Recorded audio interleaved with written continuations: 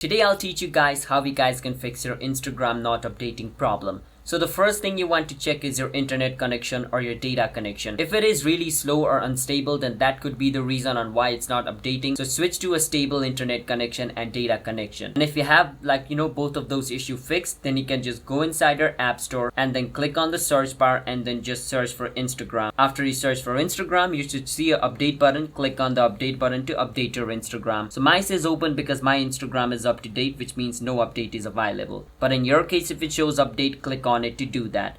But let's say you just came to App Store and you tried to update it, but it didn't update. Even though you have a stable internet connection, it still didn't work. In that case, what you can do is go inside your setting, and inside of your setting, you want to go on where it says general. From over here, choose where it says iPhone storage. And from iPhone storage, you need to find Instagram. So let it load for some time.